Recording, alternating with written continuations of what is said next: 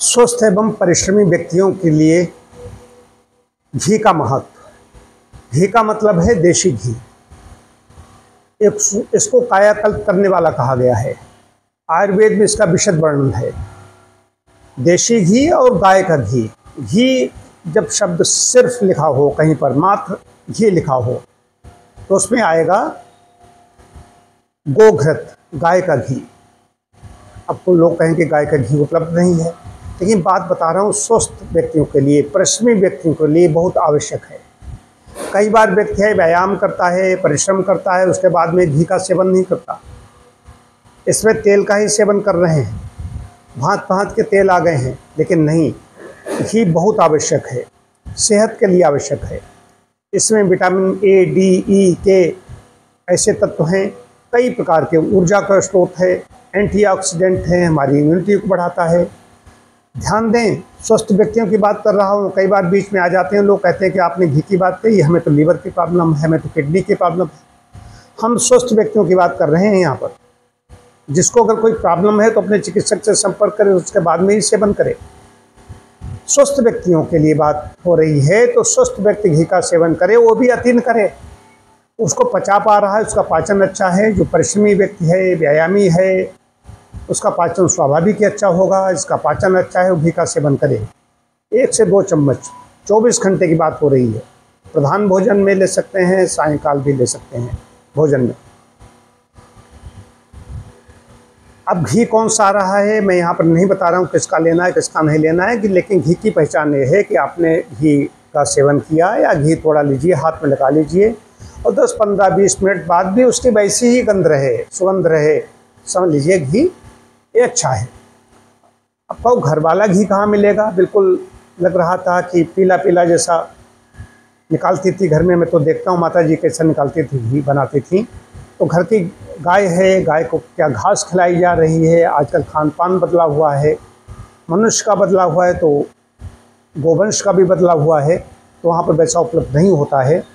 लेकिन घी बहुत आवश्यक है हमारी अंतड़ियों के लिए, हमारे पाचन तंत्र के लिए, हर तरह से पूरे शरीर के लिए सर्वांग बात हो रही है। पित्त को और वात रोगों को शामक है। दोष पित्त और वात जो त्रिदोष थ्योरी है, उसमें वात पित्त कफ 3 होते हैं। कफ वर्धक है, मेद वर्धक है, वजन को भी बढ़ाता है। लेकिन जो व्यायाम नहीं करेगा वो सेवन नहीं करेगा। स्वस्थ व्यक्ति है, कहता है मैं तो स्वस्थ हूँ लेकिन सेवन करूँगा। व्यायाम कर रहा है, पसीना उसका निकल रहा है नहीं निकल रहा है, इसको भी ध्यान देना होगा। इसीलिए मैंने कहा था स्वस्थ और परिश्रमी पर जोर दे रहा हूँ। अगर सेवन व्यायाम नहीं कर रहा है, पाचन उसका ठीक नहीं है, तो लीवर को प्रभावित कर देगा, लीवर को फैटी बना देगा। मैं स्वयं सेवन कर रहा हूँ। दोपहर में प्रधान भोजन जो हमारा 1 बजे से पहले पहले हो जाता है, उसमें 1 चम्मच घी मैं ले रहा हूँ। बहुत अच्छा लाभ है, घी भी शुद्ध मिल रहा है। कई संत मत के लोग हैं, कई अन्य भी ऐसे आ रहे हैं, उनका मैं घी लेता हूँ तो सोच समझ के लेता हूँ, लेकिन जो पहचान है उसको ध्यान में रख करके प्रयोग करता हूँ। अच्छे लाभ हैं। हाँ, देखिए पसीना बहाता हूँ। घी के और गुण हैं। घी के गुण क्या है? जिनको कॉन्स्टिपेशन रहता है वो भी सेवन कर सकते हैं। बात आ जाती है किनको सेवन करना है। कुछ ऐसे रोग हैं, बात रोगों में सेवन कीजिए। रिमेटिक प्रॉब्लम है, सेवन कीजिए। बात रोग में पंचकर्म में तो बड़ी चिकित्सा है। स्नेह है, इंटरनल आंतरिक स्नेहन है और बाह्य स्नेहन है। बाह्य स्नेहन में तो, आंतरिक में तो अगर ऊपर से भी है, वस्त्रकर्म जो कराते हैं, नीचे से गुदा मार्ग से हम स्नेह को अंदर प्रवेश कराया जाता है। ऊपर से भी घृतपान कराया जाता है, घृतपान का भी विधान है। कई ऐसे हमारे यहाँ आए हैं, केस आए हैं जिनको कॉन्स्टिपेशन रहता था, कई दिन तक मलकिया जिनकी नहीं संपन्न होती थी, उनको मैंने घी अगर उनको शुद्ध नहीं मिला तो मैंने तिल के तेल पर ज़्यादा जोर दिया। मैंने कहा तिल के तेल का सेवन कीजिए। तिल का तेल कैसे? सब्जी में डाल करके, आटे में गूँथ करके, आटे में उसको तेल डाल दिया गया, फिर आटे को गूँथ लिया गया, या पानी में डाल करके हमने कहा पी लीजिए। तिल का तेल तो शुद्ध मिल रहा है। और घी जिनको शुद्ध मिल रहा था, मैंने उनको भी कहा, दूध में भी मैंने डाल के पीने के लिए बताया। मैंने कहा अपने भोजन में भी ले सकते हैं, गर्म पानी में 1 कप गर्म पानी में भी उसका सेवन कर सकते हैं।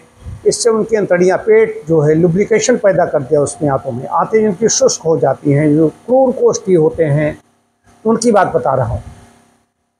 स्वस्थ व्यक्ति की बात बताइए, साथ में ऐसे व्यक्ति जो बात रोगी हैं। अच्छा, पित्त रोगी में भी मैं बताता हूँ।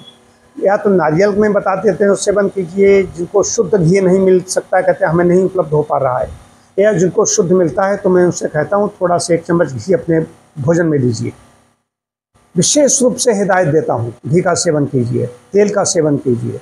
कैसे? तल कर के नहीं। ये भी एक विशेष बात देखो ध्यान आ गई, तलने वाली बात आ गई। गाय के घी का विशेष गुण है, यदि हम कढ़ाई में उसको डालते हैं, जैसे हमने कोई मखाना या कोई ऐसी चीज़ें उसमें हमारे लिए तैयार की गई, बनाया गया, तो घी का टेम्परेचर यदि उसमें धुआं भी उठ गया धोखे से, टेम्परेचर 200, 250, 230 तक इसका जा सकता है, इतनी विशेषता है इसकी, तब भी इसमें कोई ऐसी गड़बड़ी नहीं, विकृति नहीं पैदा होती है। देखिए, अच्छा हो कि घी को इतना गर्म किया जाए उसमें धुआं न उठने पाए। घर में वैसे यही होता है, हर घर की बात बता रहा हूँ। बहुत ज़्यादा अधिकांश बाहुल्यता देखी जाती है, जहाँ पर धुआं उठ रहा है, बैठा नहीं जा रहा है, तेल जल रहा है, वो वहीं से विषाक्तता शुरू हो जाती है, घी हो या तेल हो। तो टेम्परेचर को मेंटेन करना बहुत आवश्यक है। धुआं न उठने दे, इतना गर्म करने के धुआं न उठने दे। गर्म हो गया तो उसको रोकिए, तुरंत फ्लेम को मीडियम कर दीजिए, तो आपकी सेहत अच्छी रहेगी।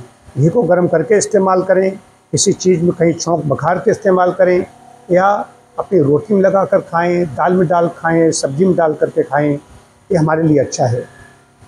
ऊर्जा का स्रोत से मतलब है, ऊर्जा तो मिलती हमारी आँखों के लिए, हमारी स्किन के लिए, हमारे बालों के लिए, हमारी अंतड़ियों के लिए, हमारे जॉइंट्स के लिए, हर तरह से उपयोगी है। तो गाय का घी यदि आपके यहाँ है तो अच्छी बात है, नहीं है तो मार्केट से लीजिए। मार्केट में भी अच्छे अच्छे ब्रांड आ रहे हैं, थोड़ा महंगा लीजिए। ये नहीं कि पूजा वाला घी करके बिक रहा है कहीं पर, कहते कि तो सिर्फ पूजा के लिए ही है, हम ले लें जाकर के। नहीं, आप लीजिए, प्रामाणिक जगहों से लेंगे तो घी आपको अच्छा मिलेगा। और उसकी पहचान मैंने आपको, पहचान और भी है लेकिन मुख्य पहचान मैंने आपको बता दी है। ये पहचान करके उसका प्रयोग करेंगे तो आपका स्वास्थ्य अच्छा रहेगा।